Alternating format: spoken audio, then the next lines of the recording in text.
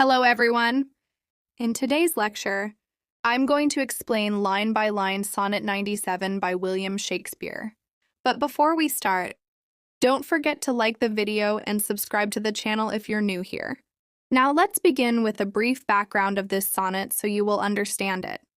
In Sonnet 97, Shakespeare describes how painful and empty the time feels when he is away from the person he loves. Even though it may be summer or autumn in the outside world, for him it feels like cold. Lifeless winter because he is emotionally distant from his beloved. The sonnet is full of imagery that compares absence to winter and presence to the joy of summer. Let's now begin the line-by-line explanation. How like a winter hath my absence been? In this opening line, Shakespeare compares his time away from his beloved to a harsh, cold winter. Simply, he says that being away from his beloved has felt like a cold, lifeless winter. Just as winter is often seen as a season of sadness, stillness, and lack of warmth or growth, his time apart from the person he loves has brought him the same feelings of loneliness and emptiness. The word absence means being away from someone, and hath is an old-fashioned way of saying has. So he is simply saying, my time away from you has felt just like winter, cold, gloomy, and joyless. In other words, you can say that the poet is saying that when he was away from his beloved, he felt sad, gloomy, and joyless. Are you getting the point? And then says, from thee the pleasure of the fleeting year. Now he is calling the person he loves the pleasure of the fleeting year, which means the greatest joy or happiness of the whole passing year. The word thee means you, and fleeting means something that passes by quickly, like time that doesn't last long.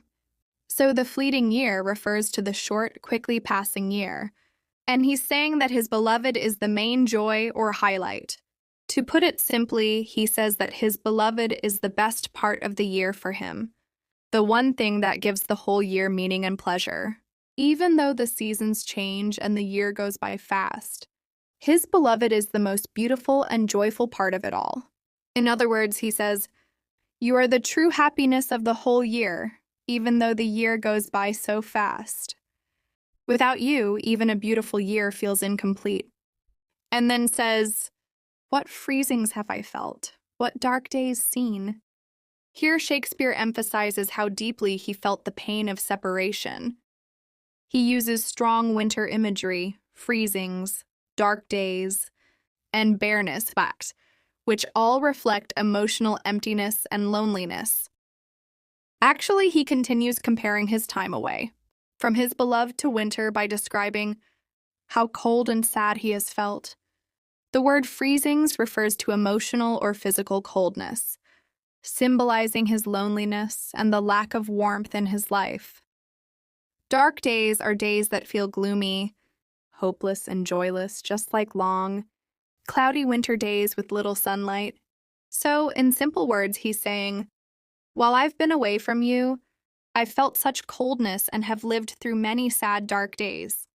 His emotions reflect the harshness of winter, making his absence even more painful. And then says, what old December's bareness everywhere. He continues to describe how lifeless and empty everything has felt during his absence from his beloved. Are you getting the point?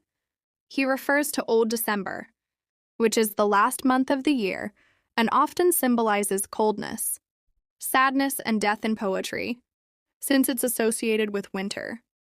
The word bareness means emptiness, lack of life, or being stripped of beauty, like trees with no leaves or gardens without flowers.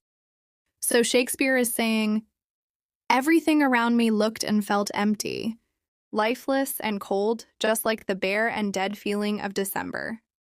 Even if it wasn't really winter, his emotional state made the world around him feel like it was stuck in a cold, lifeless season. This line reinforces the idea that without his beloved, even the most beautiful seasons seem empty and dead to him. Are you getting it? And then says, and yet this time removed was summer's time, In this line, Shakespeare is saying something that feels strange or ironic to him. Even though he felt as if he were living through a sad, cold winter during his time away from his beloved, the actual season outside was not winter at all. It was summer. Are you getting the point? Here, the phrase, "this time removed," means this period when I was separated from you, and summer's time refers to the actual season of summer, which is usually the most joyful, warm, and full of life time of the year. Normally, summer is when nature is alive. Flowers bloom, birds sing, and people feel happy. But Shakespeare says that because he was away from the one he loves, he couldn't feel any of summer's joy or beauty. Instead, his emotions made it feel like winter. So, in simple words, he is saying, even though the world was enjoying summer, my heart was cold and sad because you weren't with me. It didn't feel like summer to me at all.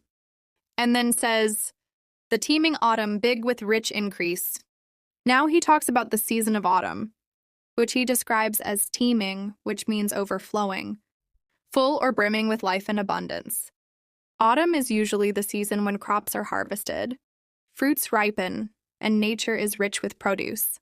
The phrase big with rich increase means that autumn is full with a rich harvest, producing lots of fruits, vegetables and grains basically, all the good things that come after the growing season. So Shakespeare is saying, even though it was autumn, a season full of life, growth, and rich harvest, I couldn't enjoy any of it. He's describing how the world around him was full and abundant, but he couldn't feel its beauty because he was separated from the person he loves. Bearing the wanton burden of the prime, now he is describing autumn, the season that follows summer, and how it carries the results of summer's beauty and abundance. The word bearing means carrying, and burden means a heavy load. Wanton here means rich, full, or even playful, and the prime refers to the prime of the year, which is summer, the peak or best time when everything is full of life.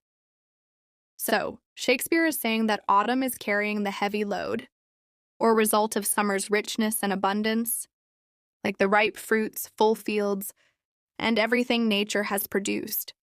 But he doesn't seem happy about it. He uses the phrase almost sorrowfully, as if even all the richness and beauty that came from summer feels meaningless to him, because he's still away from the person he loves. In simple words, he's saying, autumn is full of the results of summer's growth, carrying a rich and full harvest.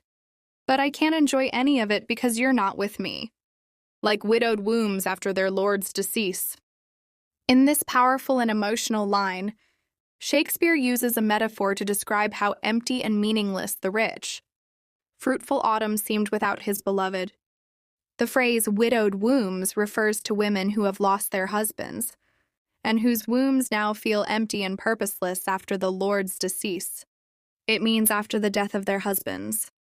So Shakespeare is comparing the abundance of autumn to a widow who is pregnant or capable of bearing life, but who has lost the one she loved, making the joy of new life feel hollow or sorrowful. Even though nature was full and fertile, like a womb ready to bring forth life, it still felt sad and incomplete. Just like a widow feels alone and sorrowful, even if she carries life within. And then says, yet this abundant issue seemed to me. He continues his reflection on the rich and full results of summer and autumn. The word abundant means plentiful, full, or overflowing. And issue here refers to what is produced or born from something, like fruits from trees or results from a season. So he is talking about the rich harvest, or the natural beauty, and gifts that come from summer and autumn, things like blooming flowers, ripened fruits, and beautiful weather. Are you getting it? However, he says that even though nature was full of beauty and life, it all seemed meaningless or empty to him. The use of the word seemed shows that his feelings made things appear different than they really were.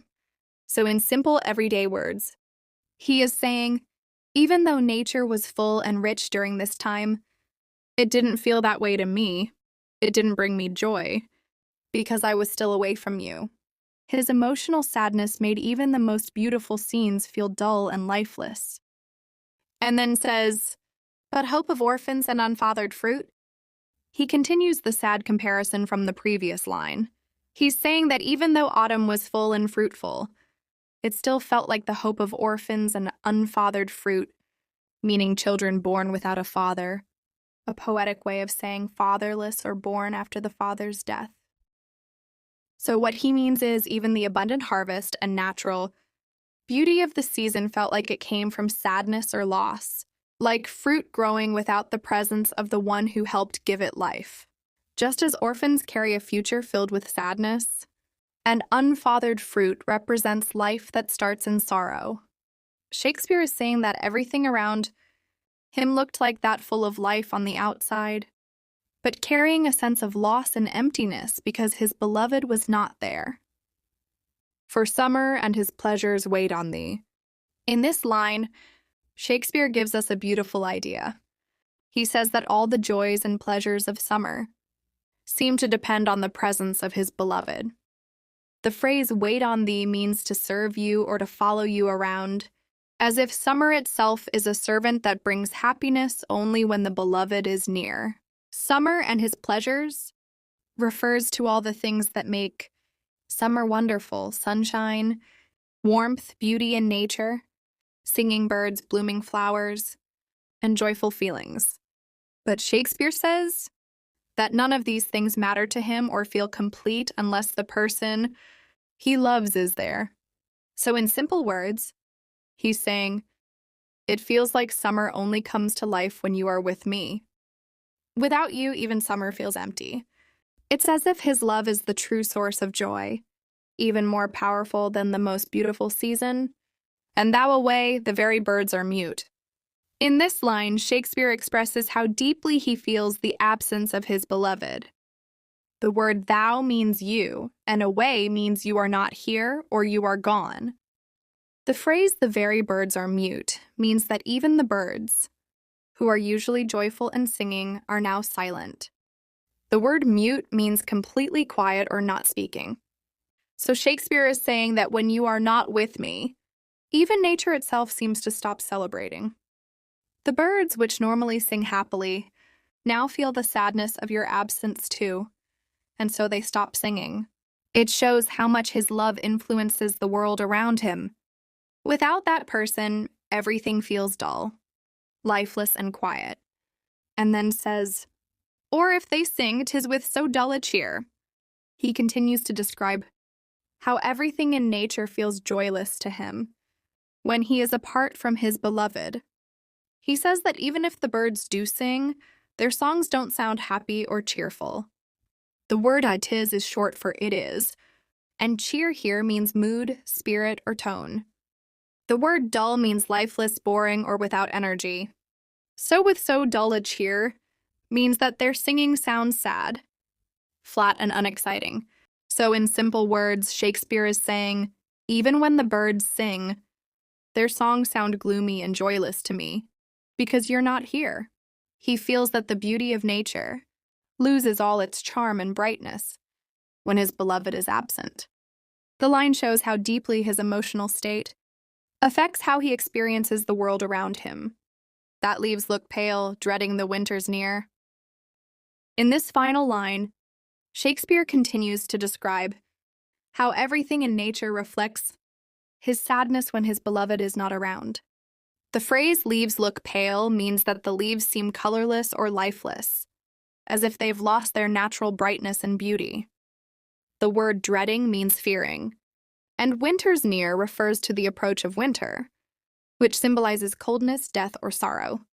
So what Shakespeare is saying is this: just like him, even the leaves seem to fear the coming of winter, because without the warmth and joy his beloved brings, everything feels cold, empty, and lifeless. The world loses its color and prepares for sadness, as if mourning the absence of love. I hope you've enjoyed this explanation, but please don't forget to the video and subscription to the channel. Thank you.